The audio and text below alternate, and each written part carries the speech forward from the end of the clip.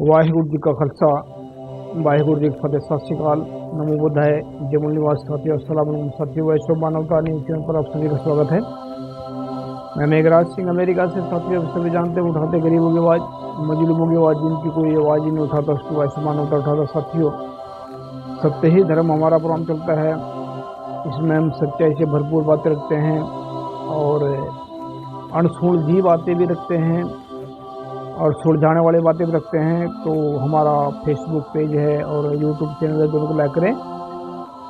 तो आज का टॉपिक हमारा ऐसा रहेगा कि जिस पे लोग विश्वास नहीं करेंगे, क्योंकि पहली बार ऐसा सुनेंगे कि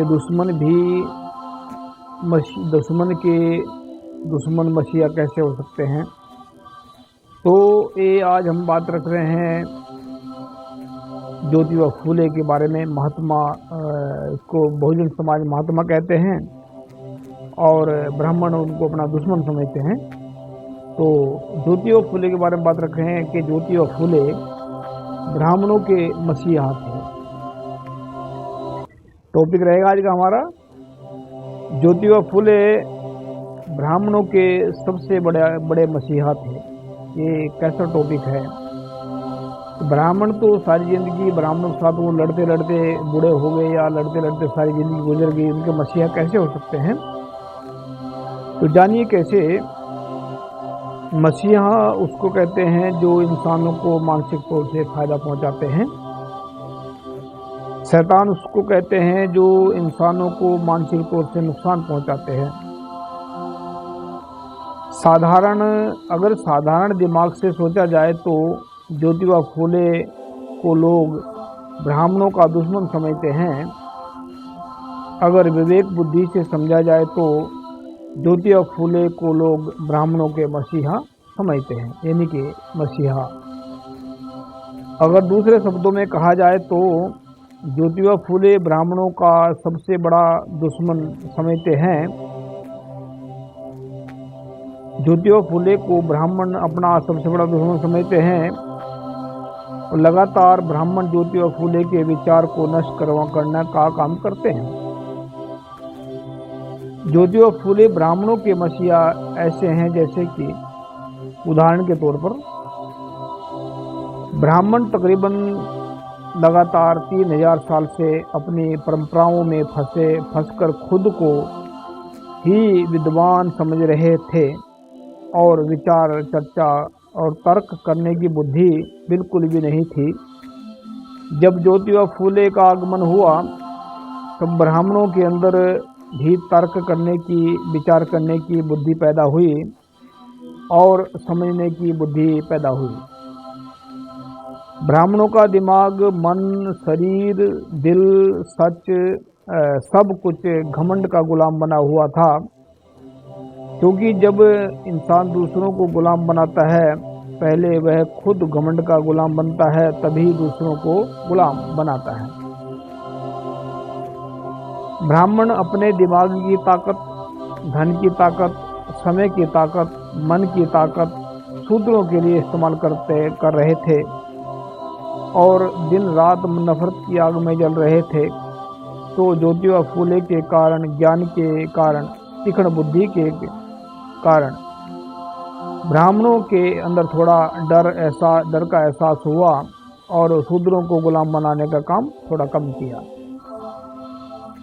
नंबर 4, ज्योतिबा फूले के कारण जब ब्राह्मणों का दिमाग तो विकास हुआ, तब उन्होंने अपनी बेटियों को, महिलाओं को भी पढ़ाया और आगे बढ़ने का मौका दिया, चाहे वह दिखावे में ज्योतिबा फूले का विरोध ही कर रहे थे। नंबर 5, यानी कि जिन ब्राह्मणों की बुद्धि के लिए जिन ब्राह्मणों की बुद्धि के विकास को देवी देवता भी तरक्की नहीं कर सके। 3000 साल तक देवी देवताओं ने ब्राह्मणों की बुद्धि का मानसिक गुलामी में फंसा रखा था। उस बुद्धि को ज्योतिबा फूले की तेज बुद्धि की ज्ञान ने सोचने का मौका दिया, आगे बढ़ने का मौका दिया और 3000 साल की गुलामी को तोड़कर ब्राह्मणों को मानसिक गुलामी से आज़ाद किया। इसीलिए ज्योतिबा फुले ब्राह्मणों के मसीहा हैं। 5 कारण गिनवाए हमने। कुछ खास और महत्वपूर्ण बातें हैं। जिन ब्राह्मणों के अंदर सिर्फ स्कूल, कॉलेज, यूनिवर्सिटी का ज्ञान है, वे इस बात को नहीं समझ पाएंगे कि ज्योतिबा फुले ब्राह्मणों के मसीहा हैं। जिन इंसानों के अंदर सिर्फ अध्यात्म का ज्ञान है और धर्म को ही सर्वोपरि समझते हैं, वह इंसान भी इन बातों को नहीं समझ पाएंगे, क्योंकि ज्योतिबा फुले ब्राह्मणों के मसीहा हैं। जिन इंसानों के अंदर अनुभवी ज्ञान है, वास्तविकता है, हकीकत है, स्वाभिमान है, इंसानियत है, वही इन बातों को समझ पाएंगे कि ज्योतिबा फुले ब्राह्मणों के मसीहा हैं। जो बहुजन समाज के लोग ज्योतिबा फुले को नास्तिक समझते हैं और केवल अपना ही मसीहा समझते हैं, वह भी गलती कर रहे हैं। ज्योतिबा फुले सबसे बड़े धार्मिक इंसान थे। सच्चे, ईमानदार, स्वाभिमान, समानता, इंसानियत, प्रेम, करुणा उनके अंदर थी। यही धार्मिक इंसानों की पहचान है। नोट: जिन ब्राह्मणों को या मूल निवासियों को ऐसा लग रहा है कि वह बहुजन समाज के ही मसीहा हैं और ब्राह्मणों के मसीहा नहीं हैं, तो वह वर्ल्ड के किसी भी टीवी चैनल पर आकर विचार चर्चा कर सकते हैं। तो साथियों, ये जो बातें हमने रखी है, ये ना तो किसी धर्म ग्रंथ में है और ना ही किसी किताब में लिखी हुई है। आप लोगों ने धर्म ग्रंथ पढ़े होंगे, किताबें पढ़ी होंगी बहुत सारी, लेकिन किसी भी किताब में ऐसा नहीं लिखा होगा कि ज्योतिबा फुले ब्राह्मणों के मसीहा थे या मसीहा हैं, क्योंकि सारी जिंदगी तो ब्राह्मणों के साथ उनकी लड़ाई रही, विरोध करते रहे और उन्होंने काफ़ी तकलीफ़ें झेली और बहुत ज़्यादा परेशानियां का सामना करना पड़ा ज्योतिबा फुले को। और ख़ास करके उनकी घरवाली सावित्रीबाई फुले, उनका भी बहुत बड़ा संघर्ष है, बहुत बड़ा योगदान है कि उन्होंने भी ब्राह्मणों के बहुत सारे तस्वीर सहे मानसिक तौर से, और ब्राह्मणों ने कभी भी उनको माफ़ नहीं किया, क्योंकि उन्होंने, ज्योतिबा फुले ने, उसकी घरवाली ने एक स्कूल खोल करके जागृति का काम किया और अंग्रेज़ों के वजह से ये हो पाया। अगर अंग्रेज ना आते भारत में तो शायद ये संभव ना हो पाता। तो ये ज्योतिबा फुले अगर किसी को मानसिक तौर से निकालना चाह रहे थे, यानी कि शूद्रों को भी वह मानसिक तौर से मजबूत कर रहे थे और ब्राह्मणों को भी मानसिक तौर से वह छुटकारा दे रहे थे।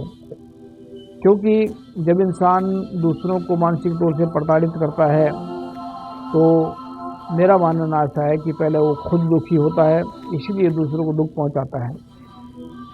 और सुखी इंसान कभी दूसरों को दुख नहीं पहुंचा सकता, याद रखना। अभी आप सभी ने मानसिक तौर से जो इंसान सुखी होते हैं, तो वह कभी भी दूसरों को नुकसान नहीं पहुंचा सकते, और जो शारीरिक तौर से खुश नज़र आ रहे हों और मानसिक तौर से दुखी हों, वही दूसरों को नुकसान पहुंचाते हैं, क्योंकि उनको दूसरों की जो है अच्छाइयाँ या उनकी खुशियाँ पसंद नहीं हैं। जैसे आजकल के भारत में जो चल रहा है कि जिनको शूद्र कहते हैं, उनको घोड़ी पर बैठने नहीं दिया जाता, उनको मारा जाता है, उनको पीटा जाता है। इसका मतलब क्या है कि कौन पीट रहे हैं? जो पीटने वाले जो लोग हैं, जो मतलब हमला करने वाले लोग हैं, या उनको दबंग कहते हैं, दबंग नाम नहीं है उनका, कायर कह सकते हैं। जो लोग कायर हैं वही दूसरों के ऊपर हमला करते हैं, बेगुनाहों पर हमला करते हैं, बेगुनाहों को परेशान करते हैं, और ताकतवर इंसान कभी दूसरों पर हमला नहीं करता। मानसिक तौर से जो ताकतवर लोग होते हैं, वह कभी भी किसी गरीब के ऊपर हमला नहीं करते और मानसिक तौर से जो कमज़ोर हो, चाहे वो बाहर से पैसे वाले हों या बड़े बड़े विद्वान हो या बहुत बड़े बड़े वो कुछ भी हो, अगर वो मानसिक तौर से कमज़ोर है, वो दूसरों के ऊपर हमला जरूर करेंगे, परेशान करेंगे। जो मानसिक तौर से लोग मजबूत होते हैं, चाहे वह गरीब घर से गरीब हों या अमीर हों या महाराजे हों, राजे हों, कुछ भी हों, जो मानसिक तौर से मजबूत होते हैं लोग, वह कभी भी दूसरों के ऊपर हमला नहीं करते, बेगुनाहों के ऊपर हमला नहीं करते, बिना वजह लड़ाई नहीं करते, बड़ी बड़ी लड़ाइयों को बातचीत से सुलझा देते हैं और बहुत बहुत तगड़े तगड़े काम कर देते हैं। तो ज्योतिबा फुले ने भी ऐसे ही काम किए। वो मानसिक तौर से इतने मजबूत थे, इतने तगड़े थे वो कि उन्होंने मानसिक तौर से ही चैलेंज किया और शारीरिक तौर से भी उन्होंने चैलेंज किया। तो ब्राह्मणों को उन्होंने 3000 साल की गुलामी से छुटकारा दिलाया और छुटकारा दिलाने के बाद में जिन्होंने छुटकारा लिया, उन्होंने अपनी बहन बेटियों को पढ़ाया, आगे बढ़ाया। और जो छुटकारा नहीं पाया, जिन्होंने छुटकारा नहीं पाया, वो उसी गुलामी में धंसे रहे। तो जिस किसी को ऐसा लग रहा है कि ये ब्राह्मणों के मसीहा नहीं है, हम वो गारंटी देते हैं कि ब्राह्मणों को मसीहा नहीं है। तो अगर ब्राह्मणों को भी ऐसा लगता है कि वो ज्योतिबा फुले उनके दुश्मन थे, ब्रह्मशिया नहीं है, तो कर विचार चर्चा कर सकते हैं। और ये नहीं है कि मतलब गालियाँ देना तो मूर्ख इंसान देते हैं। हाँ, अगर किसी को लग रहा है कि ऐसा कि उन्होंने जो ज्योतिबा फुले को हम मसीहा क्यों बता दिया हमने, तो अगर किसी को ऐसा लग रहा है कि हम बकवास मार रहे हैं, झूठ बोल रहे हैं, तो हम ये कहना चाहते हैं, वर्ल्ड के किसी भी टीवी चैनल पर आकर विचार चर्चा कर सकते हैं। हारना और हराना हमारा मकसद नहीं है, ज्ञान सीखना और सिखाना है। अगर कोई हमें हराना चाहता है या खुद हारना चाहता है तो भी आ जाए, मैदान खाली है, जब मर्जी आकर विचार चर्चा कर सकते हैं। उम्मीद करते हैं ये आप सभी को पसंद आया होगा। ये बातें अनुभवी ज्ञान से निकलती हैं और अनुभवी ज्ञान एक बहुत बड़ा समुद्र है जहाँ पर ज्ञान का कोई सीमा नहीं है, बहुत बड़ा जो है वहाँ पर बहुत कुछ मिलता है। तो याद रखें, अनुभवी ज्ञान तक सच्चे और ईमानदार इंसान पहुँच सकते हैं। ऐसा नहीं है कि आप सोच रहे होंगे मैं बिल्कुल सच्चा ईमानदार हूँ, ऐसा नहीं कह सकता। मैं तो मेरे अंदर अवगुण भरे पड़े हैं, मेरे अंदर दुराचार भरा पड़ा, बहुत कुछ भरा पड़ा है, लेकिन जो है गुरु की कृपा से एक दिन ठीक हो जाएगा।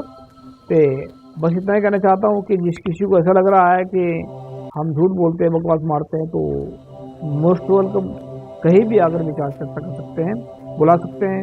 तो ज्योतिबा फुले हमेशा ब्राह्मणों के मसीहा थे, मसीहा रहेंगे, वो चाहे उसको माने या ना माने। Thank you so much. Sat Shri Akal, अस्सलाम वालेकुम, जय जोहर, thank you. Meghraj Singh has brought the solution to the problems of the whole world in the form of a book. Book number 1. What is the solutions to the serious disputes within families in the world? This book contains solutions to the problems of families all over the world and solutions to the problems of countries all over the world. Book number 2, How Will Human Around the World Lives Freely from Mental Slavery? This book contains solutions to the problems in the minds of atheists, theists, and people all over the world. Book number 3, We Will Eradicate Racism from the Entire World. In this book, racism is spread all over the world. Racism has made life difficult for people of almost the world. This book contains the solution to end racism. Book number 4, How Can Mankind Get Ultimate Happiness? Let's find out. In this book, people from all over the world can make their lives happy, and by solving the problems, ways have been explained in this book. Book number 5, How Poor Meghraj Singh Became the King of Satyog. This book contains 30 parts of the story related to the life of Meghraj Singh, in which every word is full of truth. The people who read this book will never be disappointed in life and will never fail. After reading this book, all people will live life with self-respect and will be successful happily. Although there are many writers in the world, some write novels, some write poetry, some write common books, some write very big films. But Meghraj Singh has taken up the task of writing books, keeping in mind the problems of humans all over the world. Have done.